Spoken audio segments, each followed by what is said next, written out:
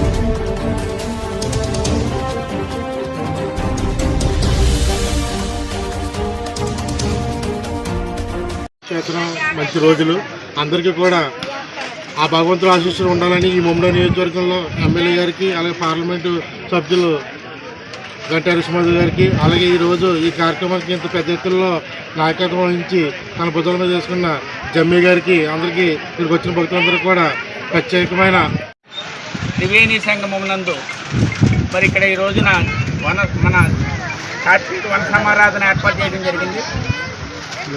దీనికి మరి ఈ నియోజకవర్గంలో భక్తులంతా కూడా వచ్చేసి మరి విజయవంతం చేసిన ప్రతి భక్తులకి కూడా మరి అభినందనలు తెలియజేసుకున్నాం, కృతజ్ఞతలు తెలియజేసుకున్నాం. ఎందుకంటే ప్రతి భక్తులు అంతా కూడా వచ్చి మరి ఈ కార్యక్రమానికి వేలాది మంది తరలి వచ్చి విజయవంతం చేసిన ప్రతి భక్తులకు కూడా నా హృదయపూర్వక అభినందనలు తెలియజేసుకుంటూ, ముఖ్యంగా చాలా పవిత్రమైన ఇక్కడ మనకి గోదావరి నది త్రివేణి సంగమం, కోటిపల్లి నుంచి వచ్చిన నది, అలాగే తొగరపాయ నుంచి ముక్తేశ్వరం నుంచి వచ్చిన నది, ఇక్కడ 3 నదులు కలిసి మరి ఇలా ఉత్తరవైపుగా ప్రవహించే ఉత్తరవాహినిగా అదే త్రివేణి సంగమంగా దక్షిణ కాశీగా పేరొందిన ఈ మన పుష్కర రేవుకి చాలా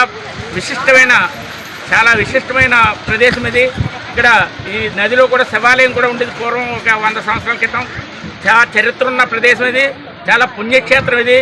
ఇక్కడ మరి మనకి అన్నపూర్ణదేవిగా వెలిసారు. ఇక్కడ దారి చెట్టుకి ప్రతి దారికి ఒక మొక్క చొప్పున మరి 17 చెట్ల కింద వచ్చి ఇక్కడ అన్నపూర్ణదేవి గారు కూడా వెలిసారు.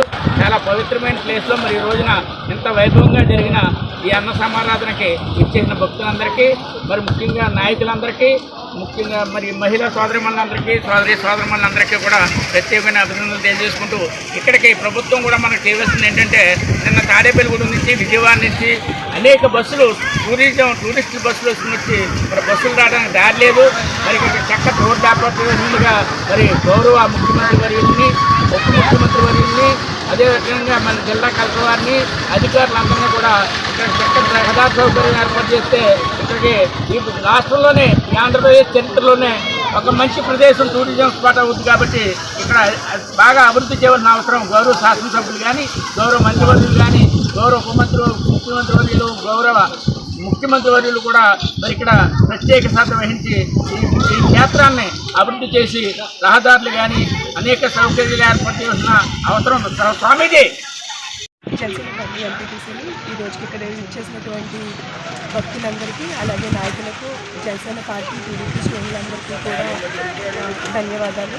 ముఖ్యంగా ఇది ఒక టూరిస్ట్ ప్లేస్గా, ఉత్తర వాహిని టూరిస్ట్ ప్లేస్గా అవ్వాలని ముఖ్యంగా మన మంత్రివర్యులు కందులు దుర్గేష్ గారిని ఇది డెవలప్ చేయడానికి కావాల్సినటువంటి బడ్జెట్ని కూడా రూపొందించుకుని మాకు దీన్ని టూరిస్ట్ ప్లేస్గా, స్పాట్గా కూడా బాగా వెలుగొందాలని, అలాగే రాబోయే రోజుల్లో ఇది ఎక్కువ శాతం డెవలప్ అవ్వాలని మనస్ఫూర్తిగా కోరుకుంటున్నాను.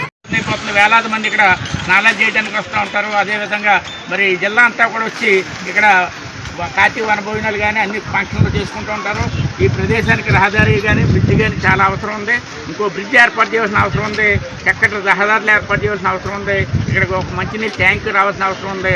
ఇక్కడ షెడ్లు, బట్టలు మార్చుకోవడానికి షెడ్లు అవసరం ఉంది. ఇవన్నీ కూడా రేపు రాబోయే పుస్తకాల టైంకి అన్నీ కూడా సమకూర్చవలసిందిగా మరి ప్రభుత్వాన్ని, గౌరవ శాసనసభ్యుల్ని, పార్లమెంట్ సభ్యుల్ని, మరి గౌరవ ముఖ్యమంత్రి వారిని అందరూ కూడా కోరుతూ ఈ సందర్భంగా మరి ఇక్కడ విచ్చేసిన భక్తులందరికీ నా హృదయపూర్వక అభినందనలు తెలియజేస్తున్నాను.